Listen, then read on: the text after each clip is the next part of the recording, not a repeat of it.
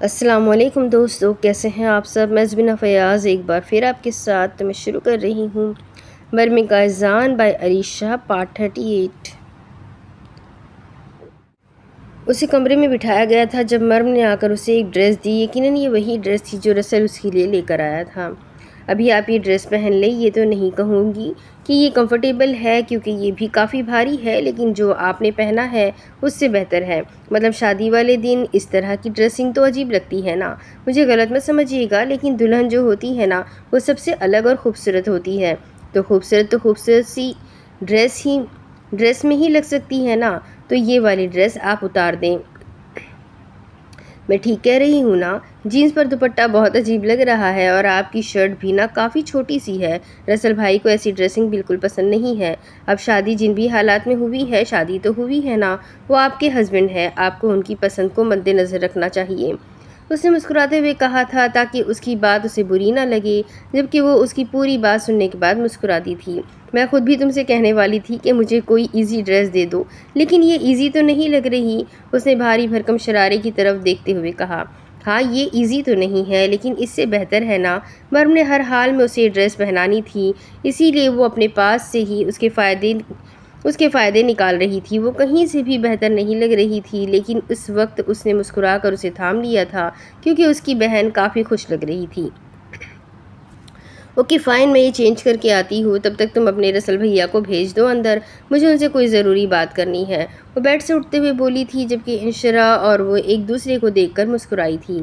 ایسے ہی تھوڑی نہ آ جائیں گے، ہم پہلے رسم کریں گے، پیسے نکلوائیں گے، اس کے بعد وہ آئیں گے، آپ آرام سے تیار ہو جائے، ابھی رسم میں اچھا خاصا وقت لگنے والا ہے۔ چلو آؤ انشو، ایک بار پھر سے امیر ہونے کا وقت آ گیا ہے، وہ انشو کو چلنے کا اشارہ کرتے ہوئے بولی تو وہ اگلے ہی لمحے خوشی سے اٹھ گئی تھی۔ دیکھو یار، میں بہت غریب سا بندہ ہوں، تم لوگوں کی ڈیمانڈ کے مطابق میں تم لوگوں کو ہرگز پیسے نہیں دے سکتا، جو ہے اسی پر گزارا کر لو۔ اس نے چند نوٹ مرم کی طرف بڑھائے تھے جسے وہ تھامنے سے انکاری تھی۔ ارے یہ کیا بات ہوئی، ہم آپ کو اتنی خوبصورت دلہن دے رہے ہیں اور آپ ہمیں پیسے ہی نہیں دے رہے ہیں، ایسا تو کہیں نہیں ہوتا، مرم برا منا رہی تھی، جبکہ انشو بھی منہ بنا رہی تھی۔ او ہیلو، تم لوگوں نے کہاں سے لا کر دی ہے مجھے دلہن، میری دلہن کہاں سے لا کر دی ہے مجھے میری دلہن؟ اپنی دلہن کو خود میں نے ڈھونڈا ہے اور بہت محنت کی ہے میں نے اس کام میں، چلو اب یہ تھامو ورنہ اس سے بھی ہاتھ دھو بیٹھو گی، اس نے دھمکی دی تھی۔ کیا مطلب آپ ہمیں دھمکی دے رہے ہیں کہ ہم کچھ نہیں کر سکتے؟ مرم نے لڑاکا عورتوں کی طرح کمر پر ہاتھ ٹکائے تھے۔ جب اس نے قائزان کی طرف دیکھا، قائزان نے اشارے میں اسے کچھ سمجھایا تھا۔ اچھا ٹھیک ہے، ابھی جان چھوڑو، وعدہ کرتا ہوں تم دونوں کی شاپنگ کا پورا خرچہ اٹھاؤں گا، وہ بھی پورے 24 گھنٹے کے لیے۔ وہ ڈیل دے رہا تھا جو قبول کرنے کے لائق تھی، اس بارے میں سوچا جا سکتا تھا۔ ویسے ہم اس طرح کی ڈیلز میں آتے تو نہیں ہیں، لیکن آپ پر ہم یقین کر سکتے ہیں، اور مجھے اور انشو دونوں کو ہی یہ ڈیل کافی پسند آ رہی ہے۔ کیوں انشو؟ اس نے اس کی طرف دیکھتے ہوئے اشارہ کیا تھا تو اس نے بھی ذرا سا نخرہ دکھاتے ہوئے ہاں میں سر ہلایا تھا۔ رفیل تو اپنی بیوی کی اداؤں پر قربان ہونے کو تھا، اور آخر کار اس معاہدے کے تحت ان دونوں نے اسے اندر جانے کی اجازت دے دی تھی۔ رات بہت زیادہ ہو چکی تھی، تم لوگ بھی آج یہیں پر اسی گھر میں رہو گے؟ باقی اللہ نہ کرے کہ انشو کی طبیعت خراب ہو، اگر ایسا کچھ ہو گیا تو گاڑی موجود ہے، پریشان ہونے کی ضرورت نہیں ہے۔ قائزان نے اسے اس وقت واپس جانے سے منع کر دیا تھا۔ جب نشرہ گھر آئی تھی تب انشو کی طبیعت کافی خراب لگ رہی تھی، لیکن اب وہ بہتر فیل کر رہی تھی۔ اب وہ بہت بہتر تھی، بلکہ بہت زیادہ خوش تھی، اور قائزان کو یقین تھا کہ وہ ٹھیک ہو جائے گی تو وہ یہاں ان کے ساتھ رہ سکتی ہے۔ جبکہ رفیل کو لگ رہا تھا کہ اسے ابھی رسک نہیں لینا چاہیے، اسے واپس فلیٹ میں لوٹ جانا چاہیے، لیکن قائزان کا کہا وہ انکار نہیں کر سکتا تھا۔ چلے بیگم صاحبہ آئیے، یہ ہے ہمارا کمرہ، اس نے سامنے کمرے کی طرف اشارہ کیا تھا، جبکہ وہ باہر سے جھانک کر مرم کو ہاتھ کے اشارے سے بائے کرتی ہوئی اپنے کمرے کی طرف چلی گئی تھی۔ یقیناً وہ بہت زیادہ تھک چکی تھی اور اس وقت اسے آرام کرنے کی جلدی تھی۔ رفیل بھی ان دونوں کو گڈ نائٹ کہہ کر اپنے کمرے کی طرف بڑھ چکا تھا۔ بیبی تم کمرے میں چلو، ایزی ہو جاؤ، تب تک میں ڈبلیو کو ہائے ہیلو بول کر آتا ہوں۔ وہ پیار سے مرم کا گال کھینچتا باہر نکل گیا تھا، جبکہ وہ اپنے کمرے کی طرف قدم بڑھا چکی تھی۔ آج وہ بہت خوش تھی، سب کچھ بہت اچھے طریقے سے ہو گیا تھا، رسل کی بھی شادی ہو گئی تھی اور یاور کی بھی، رفیل بھی اپنا گھر بسا چکا تھا، سب کچھ پرفیکٹ ہو چکا تھا۔ اب دعا بس یہی تھی کہ سب کچھ ٹھیک ہی رہے، کچھ بھی خراب نہ ہو، جس طرح سے سب کچھ چل رہا ہے ویسا ہی چلتا رہے، کسی کا کالا سایہ ان کی زندگی کو نظر نہ لگائے۔ لیکن ہر دعا پوری ہو جائے ضروری تو نہیں۔ آنے والا وقت ان کی زندگی کو کس امتحان میں ڈالنے والا تھا، اس کا اندازہ تو کسی کو نہیں تھا۔ مرم اور انشرا سے جان چھڑوا کر وہ کمرے کے اندر داخل ہوا تو وہ پرسکون سی اسے بیڈ پر بیٹھی نظر آئی تھی۔ اس کے ہاتھ میں موبائل فون تھا جس پر وہ میسج ٹائپ کر رہی تھی۔ ڈارلنگ، یہ کام وغیرہ تم بات پر بھی تو چھوڑ سکتی ہو نا۔ فی الحال تمہیں اپنے شوہر یعنی کہ میرے بارے میں سوچنا چاہیے۔ وہ اس کے بالکل ساتھ آ کر بیٹھ گیا تھا۔ ڈونٹ وری، تمہارے بارے میں ہی سوچ رہی تھی کہ میسج آ گیا۔ وہ فون ایک طرف رکھتے ہوئے اس کی طرف دیکھنے لگی تھی۔ وہ بالکل اس کے ساتھ جڑ کر بیٹھا تھا، لیکن نہ تو نشرہ نے پیچھے ہٹانے کی کوشش کی تھی اور نہ ہی برا منایا تھا۔ سو اب بتاؤ آگے کیا کرنے کا ارادہ ہے؟ وہ اس کی طرف دیکھتے ہوئے پوچھنے لگی تھی، جبکہ رسل کو اس کے سوال کی سمجھ نہیں آئی تھی۔ ارادہ تو وہی ہے جو ویڈنگ نائٹ پر ہر دلہے کا ہوتا ہے۔ وہ آہستہ سے اس کی کمر کے گرد اپنا بازو حائل کرتا اسے ایک جھٹکے سے اپنے قریب کھینچ چکا تھا۔ آئی نو، سب مرد ایک جیسے ہی ہوتے ہیں، تم بھی الگ نہیں ہو۔ نکاح تم نے کسی بھی مقصد سے کیوں نہ کیا ہو، لیکن حقوق سے تم لوگ پیچھے نہیں ہٹتے۔ وہ جتاتے ہوئے انداز میں بولی تو رسل نے اگلے ہی لمحے اس کی کمر کے گرد سے اپنا بازو کھینچ لیا تھا۔ تھینکس، میری سانس اٹک رہی تھی۔ وہ ذرا سا پیچھے ہٹتے ہوئے اپنے ہاتھ سے اپنے چہرے پر پنکھا چلانے لگی۔ اس کی حرکتیں کافی عجیب تھیں۔ اس کے چہرے پر کوئی شرم و حیا کا نور نہیں تھا۔ دیکھو، میں فی الحال یہ سب کچھ نہیں چاہتی۔ سب سے پہلی بات، ایک گنڈے کا ساتھ ساری زندگی کے لیے قبول کرنا میرے بس سے باہر ہے۔ میں نے تم سے شادی صرف اور صرف اس لیے کی ہے کیونکہ مجھے میری بہن تک پہنچنا تھا۔ باقی تم میں اور باقی مردوں میں میری نظر میں کوئی فرق نہیں ہے۔ تم مرد لوگ صرف اور صرف عورت کا جسم دیکھتے ہو اور کسی چیز سے تمہیں کوئی مطلب نہیں ہوتا۔ عورت کی کیا فیلنگز ہے، وہ تم لوگوں کے بارے میں کیا سوچ رکھتی ہے، یہ ساری چیزیں تم لوگوں کی نظر میں کوئی اہمیت ہی نہیں رکھتی۔ خاص کر شوہر نکاح کر کے مالک بن جاتے ہیں۔ مجھے یقین ہے تم بھی میرے مالک بننا پسند کرو گے، میرے جسم پر حکومت کرنے کا سوچ رہے ہوں گے۔ مجھے اعتراض نہیں ہے۔ اگر تم میرے ساتھ اس طرح کا کوئی تعلق بنانا بھی چاہو تو میں نے یہ رشتہ دل سے قبول کیا ہے اور آگے بھی شاید میں اس رشتے کے بارے میں اچھا ہی سوچوں گی، لیکن میں تمہیں پہلے اپنی فیلنگز بتا دینا چاہتی ہوں تاکہ تم اس طرح کے گلٹ میں نہ رہو کہ میں تمہارے ساتھ بہت خوش ہوں یا ایسا ویسا کچھ۔ مجھے تمہاری کوئی بات سمجھ میں نہیں آ رہی۔ نشرہ، کیا کہنا چاہتی ہو تم؟ ہمارا نکاح ہو چکا ہے، ہم دونوں میں ایک مضبوط تعلق ہے۔ میں تمہارا شوہر ہوں اور شوہر ہونے کے ناطے میں یہی چاہتا ہوں کہ تم میرے ساتھ اچھی زندگی کی شروعات کرو۔ لیکن تمہارے انداز بہت الگ ہے، تم مجھے کنفیوز کر رہی ہو۔ تمہارے دماغ میں کیا چل رہا ہے؟ تم اس رشتے کے لیے تیار نہیں تھی میں مانتا ہوں۔ میں نے تمہیں بلیک میل کر کے تم سے نکاح کیا ہے، لیکن پھر بھی اس کے پیچھے میری وجہ میری محبت ہے، اور تم سے نکاح کرنے کے بعد میں تمہارے ساتھ ایک نارمل زندگی ہی گزارنا چاہتا ہوں۔ میں جانتا ہوں تم میرے بارے میں کچھ نہیں جانتی، تمہیں کچھ بھی نہیں پتا۔ میں یہاں اس وقت اس لیے نہیں ہوں کہ مجھے تمہارے ساتھ اس طرح کا کوئی تعلق بنانا ہے، بلکہ میں یہاں اس لیے ہوں کیونکہ میں تمہارے ساتھ اپنی زندگی گزارنا چاہتا ہوں۔ یقیناً فی الحال تم مجھے لے کر کنفیوز ہو، لیکن آگے چل جا کر سب کچھ ٹھیک ہو جائے گا۔ ہاں تو پھر ویٹ کرتے ہیں نا سب کچھ ٹھیک ہو جانے کا۔ اگر تمہیں میرے جسم سے کوئی مطلب نہیں ہے، تم میرے ساتھ اس طرح کا کوئی تعلق بنانے سے پہلے ہمارے رشتے کو بہتر کرنا چاہتے ہو، تو ٹھیک ہے، ہم سب کچھ ٹھیک ہو جانے کا انتظار کر لیتے ہیں۔ وہ پرسکون انداز میں بولی تھی، جبکہ رسل اسے دیکھ کر رہ گیا تھا اور پھر اس کی شکل دیکھتے ہوئے وہ طنزیہ انداز میں مسکرائی۔ واپس تمہارے جذبات ہٹ کر دیے نا میں نے۔ تم نے تو کہا تھا تم تو یہاں ویڈنگ نائٹ منانے آئے تھے، رائٹ؟ فائن، میرے لیے یہ کوئی نئی بات نہیں ہے۔ میں تمہیں پہلے بھی کہہ چکی ہوں، ایک مرد کبھی کسی عورت کی فیلنگز نہیں سمجھ سکتا۔ تم نے محبت کر لی ہے اور اب اس محبت کو حاصل بھی کرنا ہوگا، تو کر لو مجھے حاصل۔ لیکن یاد رکھنا، تمہاری رسائی صرف میرے جسم تک ہوگی۔ میری نظر میں تمہاری کوئی اہمیت نہیں ہوگی، تم کبھی میری نظر میں ایک اچھے انسان نہیں رہو گے۔ مرد محبت کا دعویٰ تو بہت آسانی سے کر لیتا ہے، لیکن اس دعوے میں کھرا اترنا اس کے بس کی بات نہیں۔ رسل، تمہاری نیت تو میں اس رات کو ہی سمجھ گئی تھی۔ تمہیں مجھ سے نہیں، اس چہرے سے اور اس جسم سے محبت ہے، تو اپنی محبت کو حاصل کر لو اور خود کو پرسکون کر لو۔ یقیناً یہ چیز تمہارے لیے خوشی کا باعث بنے گی۔ وہ اس کے سامنے کھڑی تھی، جبکہ رسل چاہ کر بھی اس کی طرف قدم نہیں بڑھا پا رہا تھا۔ بہت مشکل امتحان میں ڈال دیا تھا اس لڑکی نے اسے، وہ خواب سجا کر آیا تھا۔ اس کے ساتھ اپنی نئی زندگی کی شروعات کرنے آیا تھا، لیکن اس کی سوچ ہی الگ تھی، اور وہ یہ بھی سمجھ چکا تھا کہ اس کی سوچ صرف رسل کو لے کر ایسی نہیں تھی، بلکہ ہر مرد کو لے کر اس کی سوچ کچھ اس طرح تھی۔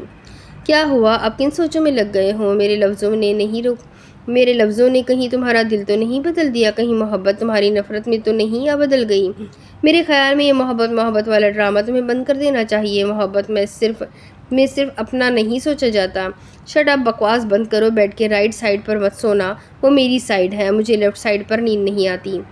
فریش ہونے جا رہا ہوں، تمہاری باتوں نے اچھا خاصا پکا دیا، شاور کی ضرورت ہے مجھے، اور ہاں دوسری بات، اب میں تمہارے پاس تبھی آؤں گا جب خود تم کہو گی۔ رسل اس ہر مرد سے الگ ہے جسے آج تک تم جانتی آئی ہو۔ جس دن تم خود مجھ سے اپنے پاس آنے کی خواہش کا اظہار کرو گی، جس دن تم خود مجھے اپنے پاس بلاؤ گی۔ تمہارے جسم سے محبت نہیں کی ہے میں نے نشرہ، تم سے محبت کی ہے۔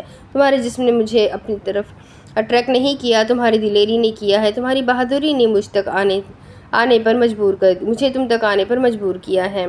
اس وقت جو لڑکی میرے سامنے کھڑی ہے وہ میری بیوی نہیں ہے، بلکہ آرمی آفیسر نشرہ وحید ہے، اور میں اس دن تمہارے پاس آؤں گا جس دن تم نشرہ رسل بن کر مجھے بلاؤ گی۔ وہ اپنی بات مکمل کرتا واش روم میں گھس گیا تھا، جبکہ وہ کافی دیر واش روم کے دروازے کو دیکھتی رہی اور پھر آ کر بیڈ پر لیٹ گئی تھی۔ لائٹ آف کرتے ہی اپنے دماغ سے اس نے ساری الٹی سیدھی سوچوں کو نکال کر سونا چاہا تھا۔ بیوی تم کچھ زیادہ ہی ناراض نہیں رہنے لگی مجھ سے؟ وہ کمرے کے اندر داخل ہوتا اسے دیکھ رہا تھا جو اسے دیکھتے ہی منہ پھلا گئی تھی۔ دیکھا تھا توشیبا کو آپ نے پارلر سے تیار ہوئی تھی، کتنی حسین لگ رہی تھی وہ۔ قائزان کو پہلے ہی پتا تھا کہ یہ ناراضگی پارلر والی بات پر ہی ہونے والی ہے۔ مجھے تمہارے بھائی کی بیوی میں کوئی انٹرسٹ نہیں، میں اسے کیوں دیکھوں گا؟ اسے ایک ہی جھٹکے میں اپنے قریب کرتا وہ اسے اپنی باہوں میں اٹھا چکا تھا، اور جس میں انٹرسٹ ہے اسے پارلر سے تیار بھی نہیں ہونے دیا۔ وہ دوبارہ اپنی بات پر پھر آئی تھی، کیونکہ میری حسین بیوی کو کسی پارلر میں جا کر اپنا وقت برباد کرنے کی ضرورت نہیں۔ یہ حسن کسی طرح کی آرٹیفیشل نکھار کا محتاج نہیں ہے۔ وہ اسے بیڈ پر لٹاتے ہوئے اس کی گردن سے دوپٹہ نکال کر دور پھینک چکا تھا۔ میں پھر بھی ناراض ہوں۔ اپنی گردن پر اس کے لبوں کا لمس بکھرتا محسوس کر کے وہ پھر سے بولی تھی، ٹھیک ہے، صبح یہیں سے اپنی ناراضگی کنٹینیو کر لینا، فی الحال مجھے میرا کام کرنے دو۔ اس کے لبوں پر اپنے لب رکھتے ہوئے وہ اس کی ناراضگی کو اپنے لبوں میں ہی قید کر گیا تھا، جبکہ اس کی باہوں میں پگھلتی وہ صبح اس سے پکا ناراض ہونے کا ارادہ رکھتی تھی۔ وہ صبح اٹھی تو اس کے بیڈ پر ایک خوبصورت سا نیلے رنگ کا جوڑا پڑا ہوا تھا۔ میں لے کر آیا ہوں، پہن لو، کل رات بھی تم کافی مشکل سے رہی ہو۔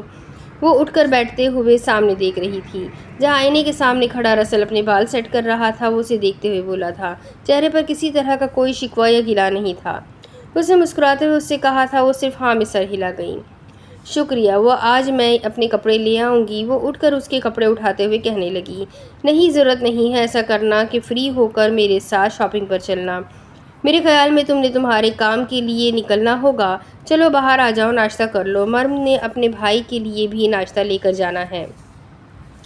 وہ کمرے سے نکلتے ہوئے بولا تھا، جبکہ وہ خاموشی سے کپڑے اٹھائے واش روم میں چلی گئی تھی۔ اسے سمجھ نہیں آ رہا تھا رسل اتنا ریلیکس کیسے ہے، وہ اتنا نارمل کیسے تھا۔ اسے اس پر غصہ کرنا چاہیے، چیخنا چلانا چاہیے، آخر وہ اس کے حقوق پورے کرنے سے انکاری تھی، لیکن رسل تو بالکل ریلیکس تھا۔ ریلیکس کیا تھا؟ وہ تو کچھ کہہ ہی نہیں رہا تھا، اس کے ساتھ اتنا نارمل تھا۔ کیا اسے کوئی فرق نہیں پڑتا تھا؟ کیا وہ سچ میں باقی مردوں سے الگ تھا، یا صرف اس سامنے ڈرامے کر رہا تھا؟ خیر، آنے والے وقت میں سب کچھ خود ہی سامنے آ جانا تھا۔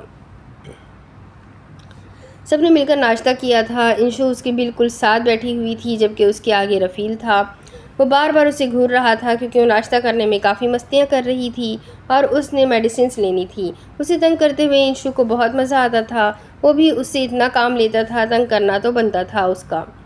یہ تم لوگوں کے انشو اور نشو نام کس نے رکھے؟ اچھے خاصے ناموں کا بیڑا غرق کرتی ہو تم دونوں۔ اور یہ دونوں بھی قائزان کرسی سنبھالتے ہوئے ان چاروں کو لپیٹ میں لے چکا تھا۔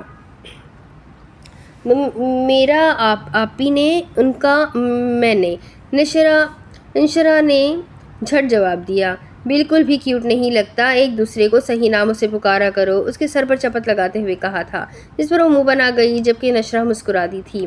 تب میں بلاتی تھی، تب یہ بہت چھوٹی تھی، اب تو یہ اتنی بڑی ہو گئی ہے، اب تو یہ کہیں سے میری انشو نہیں رہی، اب تو یہ رفیل کی انشرہ ہی ہے۔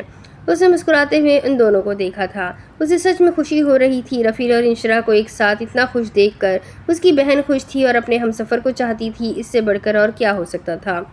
हाँ, बिल्कुल ऐसे ही जैसे तुम अब रसल की हो, कायजान ने उसकी तरफ देखते हुए कहा, जो उसने बेसाख्ता ही नज़र अपने सामने बैठे रसल पर डाली थी, जो अपना खाना खाने में इस तरह मगन था जैसे यहाँ मौजूद ही ना हो या यहाँ होने वाली बातों से उसका कोई ताल्लुक ही ना हो। नहीं, इतना जल्दी नहीं, मेरे ख्याल में इन सब चीज़ों में भी टाइम लगेगा। रसल को नज़रों का ताक़ुब महसूस हुआ तो वो कायजान से बोला था, जबकि कायजान ने उसे देखकर जैसे बहुत कुछ समझ लिया था। क्या कर रही हो यहाँ बाहर? कहीं जाने की तैयारी है क्या? वो मालूम कायजान को दरवाजे तक छोड़ने के लिए आया तो उसे भी बाहर घर के रास्ता ढूंढते पाया था। वो तो कब का उसे अपनी तरफ से भेज चुका था, लेकिन वो यहीं पर खड़ी थी बाहर ही। हाँ, दरअसल मुझे जाना था, लेकिन मुझे समझ नहीं आ रहा कि ये वाला रास्ता बाज़ार की तरफ जाने वाला है या ये वाला रास्ता। तुम मेरी हेल्प कर दो, मुझे यहाँ इस एड्रेस पर पहुँचना है। पता नहीं क्या मसला है कि मैं मैप से भी चेक नहीं कर पा रही। उसने फ़ोन सामने करते हुए उसे एक एड्रेस दिखाया था। हाँ, ये एरिया यहाँ से काफ़ी दूर है, आओ मैं तुम्हें ड्रॉप कर देता हूँ। इस तरह से जाते जाते अच्छा खासा टाइम लग जाएगा। वो उसे गाड़ी में चलने का इशारा कर रहा था, जबकि उसे लग रहा था कि वो अपना कोई ज़रूरी काम छोड़कर उसे ऑफ़र कर रहा है। नहीं नहीं, तुम जाओ, मैं चली जाऊंगी, बस मुझे रास्ता बता दो, मैं जा सकती हूँ, मुझे कोई मसला नहीं है। उसने फ़ौरन इनकार करना चाहा था। तुम्हें मसला हो या ना हो, लेकिन मुझे मसला है। मैं हरगिज़ अपनी बीवी को इस तरह अनजान रास्तों का मुसाफिर नहीं बनने दूंगा। चलो, अब तुम खुद अपनी मर्ज़ी से लेट हो रही हो। वो उसे अपने पीछे आने का इशारा करते हुए बोला तो वो भी गाड़ी की तरफ कदम बढ़ा चुकी थी। वो खुद उसकी मदद कर रहा था। वो कौन सा उससे मदद लेना चाहती थी। अगर तुम ये सब कुछ करके मेरी नज़र में अच्छा बनने की कोशिश कर रहे हो तो ये इतना आसान नहीं है। वो गाड़ी में बैठते हुए बताना नहीं भूली थी। एक मिनट, तुम्हें ये गलतफहमी क्यों है कि मैं तुम्हारी नज़र में अच्छा बनने की कोशिश करूँगा? मुझे तुम्हारी नज़र में अच्छा बनने का कोई शौक़ नहीं है, बल्कि मुझे अपने बुरे होने पर फ़ख्र है। मैं तुम्हें इस रिश्ते को कबूल करने के लिए वक्त दे रहा हूँ, तुमसे वक्त मांग नहीं रहा। खैर, मैं वर्किंग टाइम पर पर्सनल बातें नहीं करता। आओ, पहले मैं तुम्हें तुम्हारी मंजिल तक पहुँचा दूँ। वैसे तो तुम्हारी सारी मंजिलें मुझ तक ही आती हैं, लेकिन फ़िलहाल तुम्हें कहीं और जाना है। वो गाड़ी स्टार्ट करते हुए पुरसुकून अंदाज में बोला था, जबकि वो भी मज़ीद उसके मुंह नहीं लगना चाहती थी, क्योंकि उसकी नज़र में ये सारे रसल के ड्रामे थे। इससे ज़्यादा भूखी नहीं रह सकती मैं, मुझे खाना खाना है। आपकी बहन नहीं आ रही। हाय, कैसी दुश्मन नींद मिली है मुझे, पहले ही दिन मुझे भूखा मारना चाहती है। वो सुबह से दाएं से बाएं घूम रही थी, लेकिन मर्म ना आई, जबकि उसके लाए हुए सुर्ख ड्रेस में वो बिजलियाँ ही तो गिरा रही थी। 2-3 दफ़ा तो पूरा उस पर फिदा होता उसके पास आया था, लेकिन तोशिबा का कोई मूड नहीं था उसे सर पर चढ़ाने का। वो तो कल रात भी उसके साथ बहुत बड़ा प्रैंक करने का इरादा रखती थी कि उसके काबू चढ़ गई, लेकिन अब आगे ज़िंदगी में उसकी मर्ज़ी चलनी थी। वो उस आर्मी ऑफिसर को हरगिज़ सर चढ़ाने का इरादा नहीं रखती थी, बल्कि वो तो यूट्यूब पर बैठे बैठे न जाने कितने पीरों से शौहर को काबू करने के वजीफ़े सीख कर बैठी हुई थी। और तो और जल्दी से जल्दी किचन की हुकूमत संभाल कर वो उसे काबू करने के लिए हरी मिर्ची वाली चाय भी बना कर देने वाली थी, जिसके बाद उसका शौहर पूरी तरह उसकी जुल्फ़ों का असीर हो जाता। अरे आ जाए, अभी तो फ़ोन किया है, वो लोग घर से निकल चुके हैं, उसने समझाना चाहा था। वही तो मसला है, अभी तक आपकी लाडली सिर्फ घर से निकली है और यहाँ मेरे चूहों ने पेट में वो बाल मचा रखा है। आप फ़ोन करें ना, कहें उसे कि जल्दी आए, वरना आप खुद ही मेरे लिए कुछ अच्छा सा बना कर ले आए। मैं आपके हाथ का बना कुछ भी खाकर गुजारा कर लूँगी। क्या मतलब, तुम मुझसे किचन में काम करवाओगी? उसे झटका ही तो लगा था। तो क्या मतलब, आप इन मेहंदी वाले हाथों से मुझे किचन में भेजकर मुझसे काम करवाएंगे? हाय अल्लाह, यही दिन देखने को रह गया था। नई नवेली दुल्हन जिसके हाथ की मेहंदी तक नहीं गई, आप उसे किचन में जाकर काम करवाएंगे? हाय अल्लाह, जुल्म हो रहा है मुझ पर। इसीलिए तो शादी नहीं करना चाहती थी मैं, लेकिन नहीं, उस वक्त मेरी किसी ने नहीं सुनी थी ना। अब दिन रात मुझ पर जुल्म होगा, मुझ पर कामों के पहाड़ तोड़े जाएंगे और मैं बेबस लड़की कुछ नहीं कर पाऊंगी। वो ड्रामाई अंदाज में बोल रही थी जब घर के दरवाजे पर दस्तक हुई। यावर ने सुकून का सांस लिया था। शुक्र है आ गई मर, वो खुदा का शुक्र करता दरवाजे की तरफ भागा था, जबकि वो भी अपने आप को आईने में देखती जल्दी जल्दी अपने बाल और ड्रेस सेट करती बाहर निकली थी। یاور کو تنگ کرنے کا بھی اپنا ہی مزہ تھا، اس کی حالت سوچ سوچ کر اسے مزہ آ رہا تھا، لیکن یہ تو شروعات تھی، وہ تو ساری زندگی اسے بہت تنگ کرنے والی تھی۔ اتنا ٹائم لگتا ہے وہاں سے یہاں آنے میں، اگر تم تھوڑی اور دیر کرتی تو تمہاری بھابھی مجھے ہی کچا چبا جاتی۔ صبح سے بھوک بھوک بھوک کیے جا رہی ہے اور کچھ بھول ہی نہیں رہی، اتنا زیادہ وقت لگا دیا تم لوگوں نے آنے میں۔ وہ گھر کا دروازہ کھولتے ہوئے انہیں گھر کے اندر ویلکم کر چکا تھا، جبکہ مریم کو تو بڑا مزہ آ رہا تھا اپنے بھائی کی یہ حالت دیکھتے ہوئے، اس لیے تو وہ اس کی شادی تو شیبا کے ساتھ کروانا چاہتی تھی، کیونکہ وہ جانتی تھی کہ وہ زندگی سے بھرپور لڑکی ہر وقت ہنسنے کھیلنے والی ہے اور اس کے بھائی کی بورنگ سی زندگی کو بہت ہی انٹرٹیننگ کر دے گی۔ اور ایسا ہی ہو رہا تھا، اس کا بھائی جہاں بہت خوش نظر آ رہا تھا، وہیں وہ جانتی تھی کہ توشیبا نے اسے تگنی کا ناچ نچایا ہوگا۔ ارے بھائی کیا کرتی، 3 دفعہ آپ نے فون کیا، بتایا نا میں نے کہ بہت ٹریفک ہے۔ ایک تو صبح صبح اتنا ٹریفک دیکھ کر میں اور قائزان پریشان ہو گئے تھے، وہ ڈرامائی انداز میں کہتی کچن کی طرف بڑھ چکی تھی، جبکہ قائزان نے خود حیرانگی سے اسے دیکھا تھا۔ کہاں تھا ٹریفک، صبح تو مصر کی سڑکیں بالکل صاف ہوتی تھی، بلکہ وہ خود ہی گھر سے بہت لیٹ نکلی تھی اور کہا تھا کہ وہاں جا کے کہہ دیں گے کہ ناشتہ بنانے میں دیر ہو گئی، حالانکہ اس نے ناشتہ بنانا ہی لیٹ شروع کیا تھا کیونکہ اس کا ارادہ ہی صبح لیٹ جانے کا تھا۔ فون پر وہ جان بوجھ کر بار بار کہہ رہی تھی کہ ہم گھر سے نکل چکے ہیں، اب یہاں پہنچے ہیں اور اب وہاں پہنچے ہیں، راستے میں ٹریفک بہت ہے، حالانکہ وہ آرام سے گھر پر بیٹھی نشرہ سے باتیں کر رہی تھی۔ کیا سچ میں اتنا ٹریفک تھا؟ اس نے قائزان سے ملتے ہوئے پوچھا تھا، جس پر قائزان نے کندھے اچکا دیے۔ اب وہ اپنی بیوی کو نہ تو جھوٹا کہہ سکتا تھا اور نہ ہی اسے حقیقت بتا سکتا تھا، اسی لیے آرام سے جا کر صوفے پر بیٹھ گیا تھا، جبکہ تھوڑی ہی دیر میں وہ ناشتہ لگا کر ان دونوں کو بلا چکی تھی۔ وہ دونوں ہی ناشتے کی ٹیبل پر آئے تو توشیبا تو صدیوں کی بھوکی ہی بیٹھی تھی، فوراً ہی اس نے کھانا شروع کر دیا تھا۔ صبر کر جاؤ یار، ہمیں بھی آنے دو، میں نے بھی صبح سے کچھ نہیں کھایا، مریم نے اس کی پھرتی دیکھتے ہوئے کہا تھا۔ ہاں تو کھاؤ نا، میں نے کوئی تمہارے ہاتھ تھوڑی نہ پکڑے ہوئے ہیں۔ وہ اپنی پلیٹ اپنے پاس کرتے ہوئے پھر سے کھانے میں مصروف ہو گئی تھی، جبکہ یاور اس کے انداز پر مسکرا دیا۔ وہ کھانے کی کچی تھی، وہ پہلے سے ہی جانتا تھا جب اسے بھوک لگتی تھی تو اسے سوائے اپنے اور کسی کا خیال نہیں آتا تھا۔ تم یہاں کیا کر رہے ہو؟ وہ جیسے ہی اپنا کام ختم کر کے باہر نکلی تو دور اسے ایک درخت کے ساتھ کھڑے دیکھا، جبکہ اس کی گاڑی کو وہ ایک سائیڈ پر کھڑے پہلے ہی دیکھ چکی تھی۔ وہ صبح اسی گاڑی میں آئی تھی، تمہارے آنے کا انتظار کر رہا تھا۔ اپنا کام ختم کر کے فارغ ہوا تو رفیل کو گھر پر فون کیا تھا، اس نے کہا کہ تم اب تک واپس نہیں آئی تو میں لینے کے لیے آ گیا، چلو آؤ ساتھ چلتے ہیں۔ وہ گاڑی کی طرف قدم بڑھاتے ہوئے بولا تھا۔ تم کب سے کھڑے تھے یہاں میرے انتظار میں؟ وہ اس کے ساتھ چلتے ہوئے پوچھنے لگی۔ ڈونٹ وری یار، اتنا بھی کوئی مجنون نہیں ہوا کہ 8-9 گھنٹے سے یہاں کھڑے ہو کر تمہارا انتظار کروں گا، مجھے بس یہاں آئے ہوئے تقریباً 40 منٹ ہی ہوئے ہیں۔ واٹ، تم 40 منٹ سے میرا انتظار کر رہے تھے؟ تو مجھے فون کر دیتے، میں خود باہر آ جاتی۔ ہاں، اور باہر نکل کر پھر تم مجھے ٹپیکل مردوں والے طعنے دیتی، مرد یہ مرد وہ وغیرہ وغیرہ۔ میں یہاں اپنی مرضی سے تمہارا انتظار کر رہا تھا، تم نے مجھے یہاں نہیں بلایا تھا۔ ڈونٹ وری، تم پر بالکل بلیم نہیں ڈالوں گا میں اپنے 40 منٹ کا۔ وہ مسکراتے ہوئے گاڑی کا فرنٹ ڈور کھولنے لگا تو وہ بھی بنا کچھ بولے گاڑی میں بیٹھ گئی تھی۔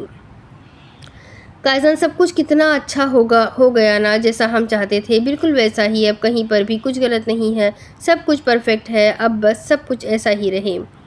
مجھے نا ہمیشہ ایسی ہی زندگی چاہیے تھی جس میں سب کچھ اچھا ہو۔ گاڑی میں اس کے ساتھ واپس آ رہی تھی جب اس نے اس کے کندھے پر سر رکھتے ہوئے اس سے کہا۔ قائزان نے مسکرا کر اسے اپنے ساتھ لگایا تھا۔ انشاءاللہ سب کچھ ایسا ہی رہے گا، بس تم خوش رہو، اس کے علاوہ مجھے اور کچھ نہیں چاہیے، قائزان نے اس کے ماتھے پر اپنے لب رکھتے ہوئے مسکرا کر کہا تھا۔ جب اسے محسوس ہوا کہ کوئی اس کے پیچھے آ رہا ہے، اس نے پیچھے سے آتی گاڑی کو فرنٹ مرر میں دیکھا تھا۔ کیا ہوا، بار بار پیچھے کی طرف کیوں دیکھ رہے ہیں؟ مریم نے اس کی بے دہانی محسوس کرتے ہوئے پوچھا تھا۔ ہاں، ارے کچھ نہیں، وہ گاڑی کی سپیڈ تیز کرتے ہوئے مسکرایا تھا اور پھر اچانک ہی گاڑی کی سپیڈ حد درجہ تیز ہو گئی تھی۔ مریم نے ایک نظر اسے دیکھا تھا جس کے چہرے پر سنجیدگی تھی، جبکہ گاڑی کی سپیڈ اب مزید بڑھ رہی تھی۔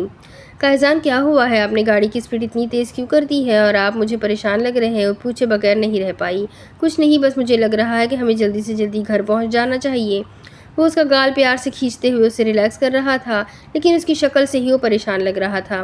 ہاں تو ٹھیک ہے، ہم جلدی گھر پہنچ جائیں گے، لیکن میرے خیال سے ہمیں پہلے آئس کریم کھانے چلنا چاہیے۔ اتنی جلدی کیا ہے آپ کو گھر جانے کی؟ رسل بھائی اور انشرا بھابھی اس وقت گاڑی میں ہیں۔ رسل بھائی انہیں پک کرنے کے لیے گئے ہیں۔ مجھے تو اچھا نہیں لگا، شادی کے پہلے دن ہی وہ اپنے کام کرنے کے لیے چلی گئیں، لیکن رسل بھائی کو کوئی اعتراض نہیں ہے، تو پھر بھلا ہمیں کیا ہو سکتا ہے؟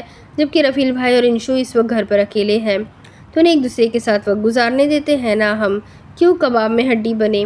تھوڑی دیر کے بعد چلیں گے نا، اسے سمجھانا چاہا، جبکہ اس نے نفی میں سر ہلایا۔ نہیں، مجھے لگتا ہے ہمیں گھر چلنا چاہیے، اس وقت میرا بالکل موڈ نہیں ہے کہیں بھی اور جانے کا، اور ویسے بھی وہ لوگ ایک دوسرے کی کمپنی انجوائے کر سکتے ہیں۔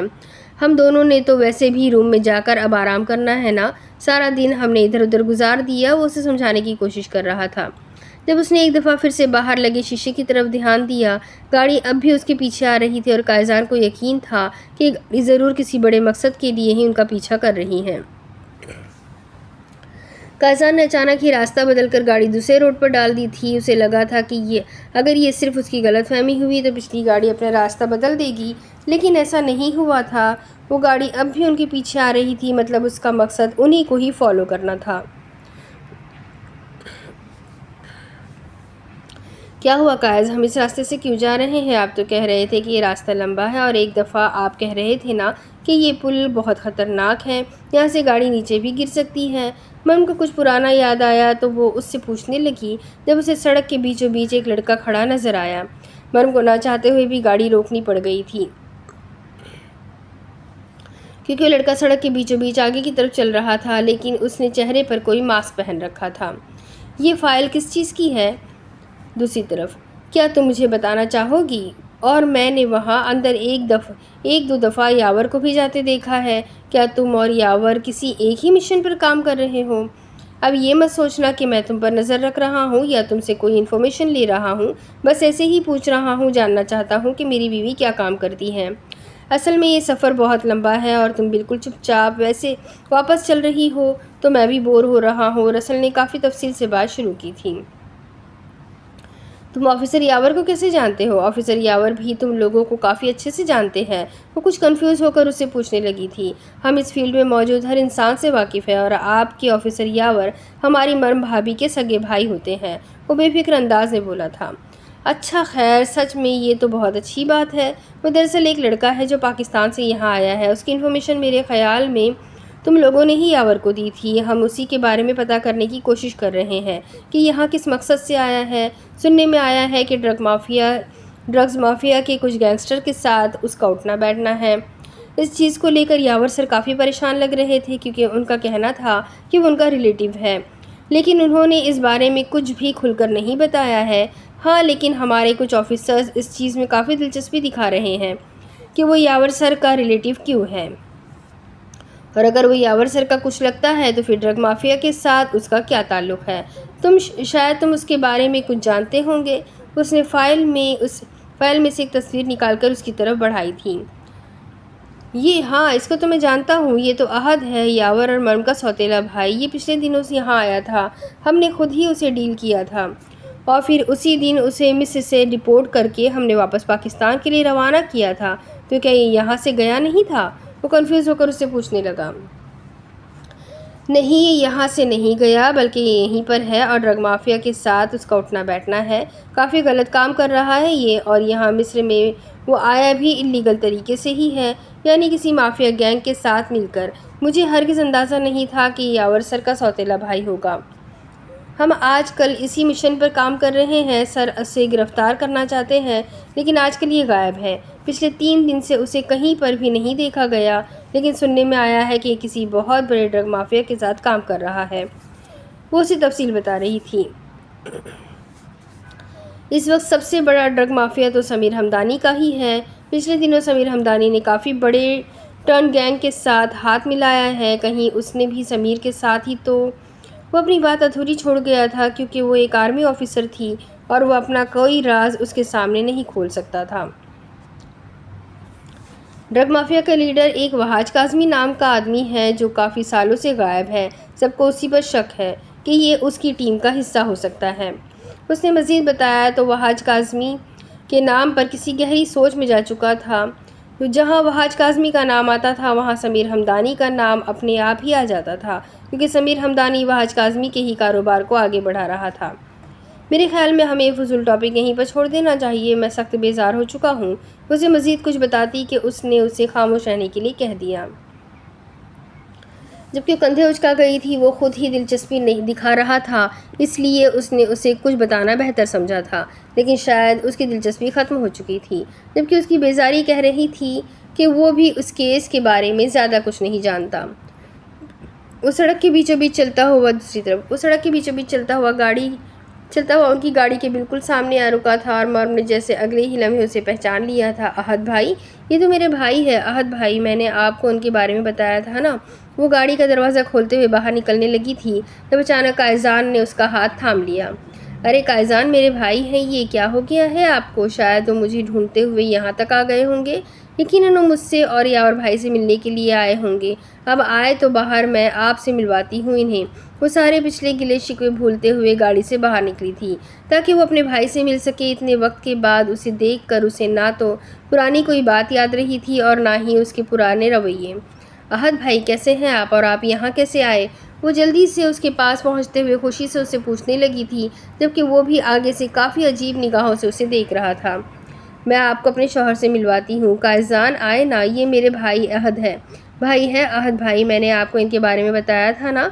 وہ پیچھے کی طرف مڑ کر دیکھتے ہوئے قائزان کو دیکھنے لگی تھی، جو گاڑی سے باہر نکل آیا، جبکہ قائزان بنا آگے قدم بڑھائے پیچھے کھڑے احد کو دیکھ رہا تھا، جو اپنے ہاتھوں میں پستول پکڑے اس کی طرف پوائنٹ کر چکا تھا۔ اس نے اسے کچھ سمجھنے کی مہلت نہیں دی تھی۔ ایک ساتھ نہ جانے کتنی ہی گولیاں وہ اس کے سینے کے بیچوں بیچ چلا چکا تھا۔ مرم، جو ابھی تک دونوں کا تعارف کروانے کی کوشش کر رہی تھی، قائزان کی سفید شرٹ کو سرخ ہوتے دیکھ کر بے یقینی سے پیچھے کھڑے احد کو دیکھنے لگی، جبکہ اس کے دیکھنے پر وہ ہلکا سا مسکرایا تھا، پھر اگلے ہی لمحے اس کا سر پکڑ کر سامنے کھڑی اسی کی گاڑی کے بونٹ پر دے مارا۔ اگلے ہی لمحے ہوش و حواس سے بیگانہ ہو چکی تھی۔ چند لمحوں کا کھیل تھا اور انہیں خاموش کروا گیا تھا۔ اس نے مرم کو وہیں ایک طرف سڑک پر پھینکتے ہوئے قائزان کی طرف قدم بڑھائے تھے، جو شاید زمین پر بے ہوش پڑا ہوا تھا۔ اس نے اپنی بندوق واپس نکال کر اس میں مزید گولیاں بھری تھی۔ وہ اسے زندہ چھوڑنے کا رسک نہیں لے سکتا تھا۔ وہ یہاں تھا ہی اسی مقصد سے، وہ اپنا مقصد پورا کیے بغیر یہاں سے جانے کا ارادہ نہیں رکھتا تھا۔ اس نے پاس آتے ہوئے اس کی نبض چیک کرنی چاہی تھی، جب اسے محسوس ہوا کہ وہ زندہ ہے۔ قائزان نے آنکھیں کھولنی ہی چاہی تھی، جب اگلے ہی لمحے اس نے ایک دفعہ پھر سے قائزان کے سینے کے بیچوں بیچ گولی چلائی تھی۔ ڈیئر بہنوئی، میں تمہیں زندہ نہیں چھوڑ سکتا، کیونکہ اگر تمہیں زندہ چھوڑ دیا تو مجھے میرا فیوچر بنانے کے لیے جو کروڑوں ملنے والے ہیں یہیں پر ختم ہو جائیں گے۔ ویسے مجھے اندازہ نہیں تھا مرم نے اتنا بڑا ہاتھ مارا ہے، یعنی مصر کے گینگسٹر سے ہی نکاح پڑوا لیا۔ لیکن سوری میری بہن، تمہارے نصیب میں بیوہ ہونا اپنے ہی بھائی کے ہاتھوں لکھا ہے۔ وہ اپنے کام سے کافی خوش نظر آ رہا تھا، اور اسے سب سے زیادہ خوشی یہ بات سوچ کر ہو رہی تھی کہ اس کے باس کو اس کا کام کتنا پسند آنے والا ہے۔ ہیلو باس، میں نے کام کر دیا۔ میرا مطلب ہے قائزان کاظمی کی لاش میری آنکھوں کے سامنے پڑی ہے، اور اس کی بیوی بھی خوش ہوتے ہوئے اپنے باس کو خوشخبری سنا رہا تھا۔ گڈ احد، ویری گڈ، مجھے تم سے یہی امید تھی۔ قائزان کاظمی کی لاش کو سمندر میں پھینک دو، کسی کو بھی اس کی لاش ملنی نہیں چاہیے، نہ پولیس کو اور نہ ہی کسی مافیا گینگ کو۔ وہ آئینے کے سامنے کھڑا اپنے چہرے پر موجود نشان اس کو اپنے ہاتھوں سے محسوس کرتے ہوئے بولا تھا۔ ایک نشان وہ تھا جو اس نے قائزان کے سینے پر دیا تھا، اور ایک یہ نشان تھا اس کے منہ پر، جو ساری زندگی کے لیے اس کے نصیب میں قائزان نے لکھ دیا تھا۔ لیکن اب اس کو قائزان سے کوئی گلہ نہیں تھا، کوئی شکوہ نہیں تھا۔ دنیا سے چلے جانے والے لوگوں کے بارے میں برا نہیں سوچا جاتا۔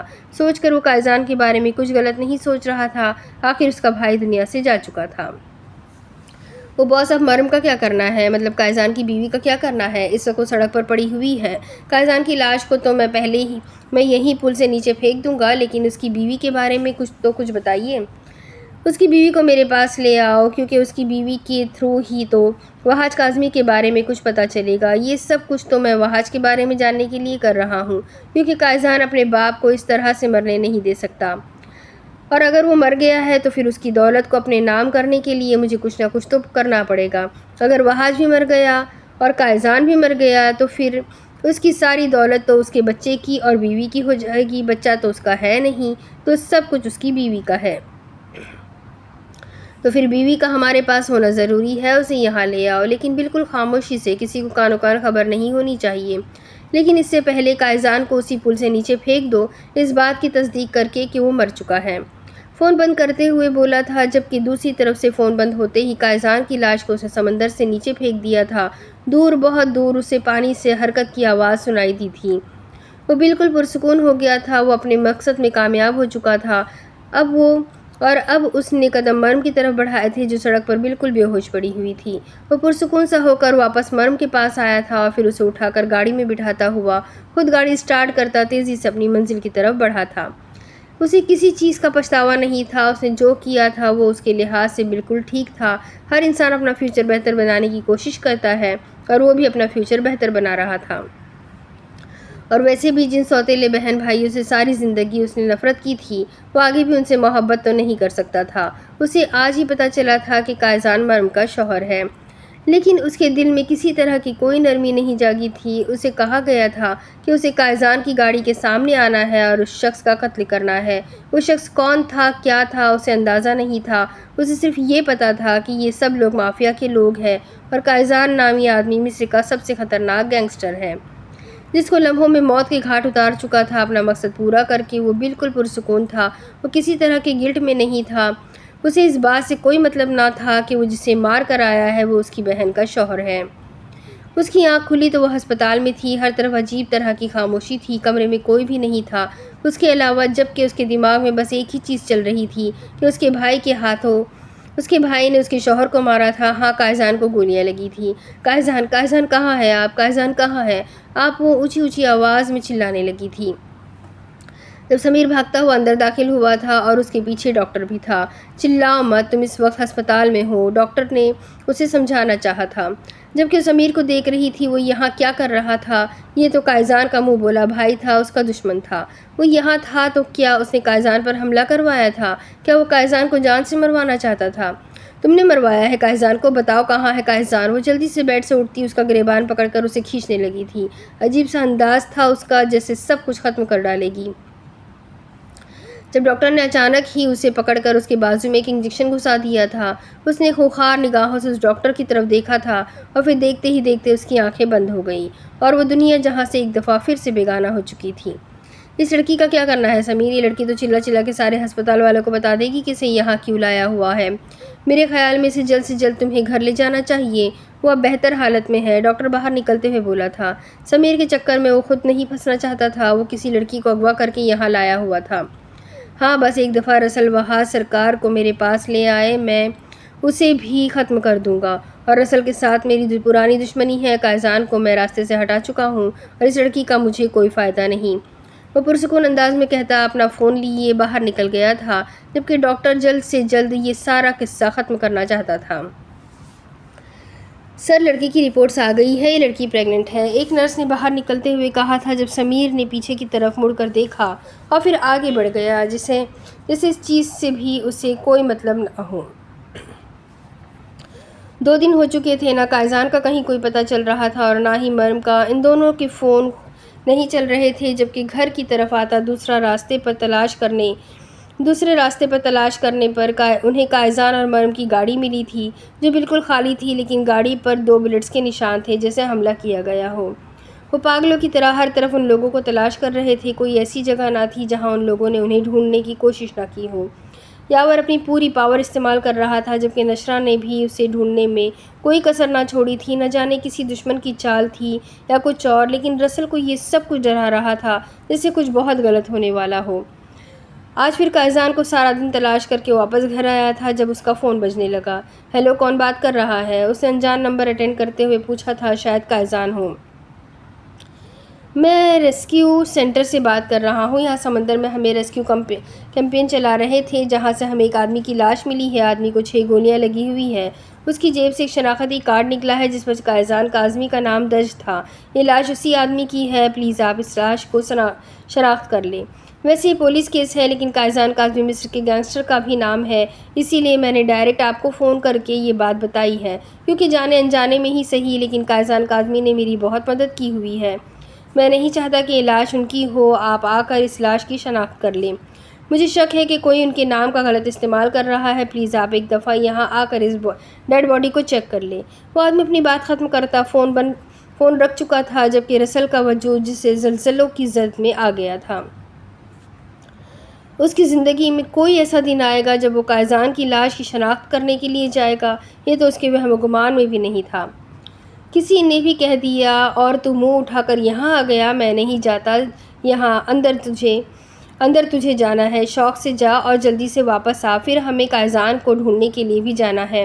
رفیل اس کے ساتھ آنے کو تیار ہی نہیں تھا، لیکن پھر بھی وہ اپنے سہارے کے لیے اسے زبردستی لے آیا تھا۔ مجھے فون آیا تھا تو مجھے یہاں آنا پڑ گیا، اور مجھے بھی یقین ہے کہ وہ ڈیڈ باڈی ہرگز ہمارے قائزان کی نہیں ہوگی، ہم بس دیکھنے آئے ہیں۔ وہ بھی پورے یقین سے بولا تو رفیل اس کے ساتھ اندر آ گیا تھا، لیکن وہ لاش کو دیکھنے کے لیے ہرگز تیار نہ تھا۔ رسل نے خود ہی آگے بڑھتے ہوئے اس لاش کی شناخت کرنا چاہی تھی۔ بلیک جینز، وائٹ شرٹ، ہاں یہی کپڑے پہن کر وہ گھر سے نکلا تھا۔ پانی میں باڈی پوری طرح سے گل گئی ہے، کچھ بھی سمجھ نہیں آیا، لیکن ایک چیز سمجھ میں آئی ہے، اس آدمی کا آپریشن کم از کم 4 سے 5 دفعہ کیا گیا تھا، سینے پر کافی بڑا نشان تھا اور 6 گولیاں ماری گئی ہیں۔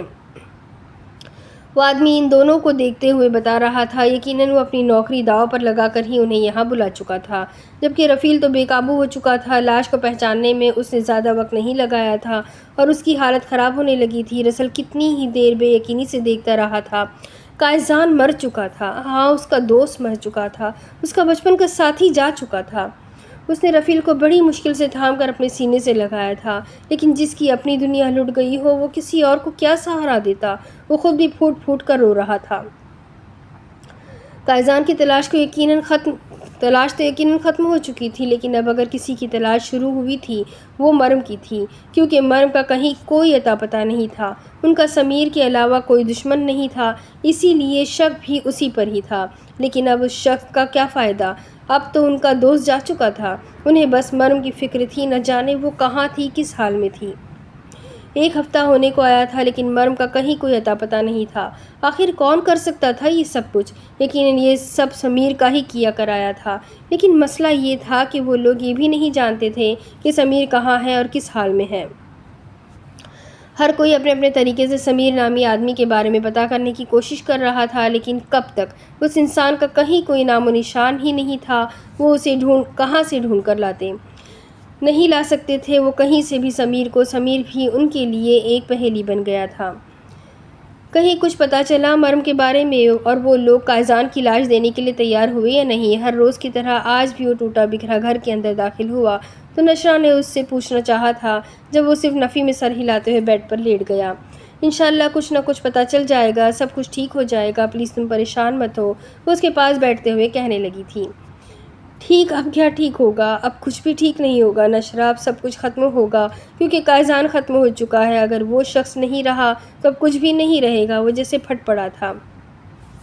سب کچھ ختم ہو چکا ہے، خود بھی اس چیز کو قبول کرو اور مجھے بھی کرنے دو، پلیز مجھے جھوٹے دلاسے مت دو، مجھے نہیں ہے ضرورت ان چیزوں کی، مجھے بس مرم کی حفاظت کرنی ہے، بس دعا کرو کہ وہ جہاں بھی ہو زندہ ہو۔ وہ اپنی بات مکمل کرتا کروٹ بدل چکا تھا، جبکہ نشرہ بالکل خاموش ہو گئی تھی۔ انشرا، میرا بھائی چلا گیا، میرا دوست چلا گیا، وہ تھا تو ایسا لگتا تھا جسے سب کچھ ٹھیک ہے، سب کچھ اچھا ہے، میری زندگی میں کچھ بھی غلط ہوتا تھا نا تو میں کہہ دیتا تھا قائزان سب ٹھیک کر دے گا، لیکن آج وہی نہیں رہا تو کچھ بھی ٹھیک ہونے کی امید نہیں ہوگی۔ سب کچھ ختم ہو گیا انشرا، سب کچھ ختم ہو گیا، ہمارا مقصد، ہمارا مشن، سب کچھ ختم ہو گیا، شاید اب کبھی بھی ہم اپنا مقصد پورا نہیں کر پائیں گے۔ وہ اپنی آنکھوں سے آنسو صاف کرتے ہوئے اسے بتا رہا تھا، جبکہ انشرا اس کے سینے پر سر رکھے خود بھی رو رہی تھی۔ کتنا جلدی چلا گیا تھا وہ انسان، ابھی تو وہ ایک دوسرے سے اسے کھل کر بات نہیں کر پائے تھے، وہ اسے جان نہیں پائی تھی، سمجھ نہیں پائی تھی، کتنی کم زندگی لکھوا کر لایا تھا وہ۔ اب اس کے آگے کی کہانی میں آپ کو اگلے ویڈیو میں سناتی ہوں، کیونکہ میں بھی بہت ایموشنل ہو گئی ہوں، قائزان کیسے چلا گیا۔ خیر اگلے ویڈیو میں جانتے ہیں کہ آگے کیا ہوگا۔ یہ جاننے کے لیے میرے ساتھ بنے رہیں، اگلی ویڈیو میں پھر ملیں گے، تب تک کے لیے اپنا خوب سارا خیال رکھیں، مجھے بھی دعاؤں میں یاد رکھیں۔ اللہ حافظ۔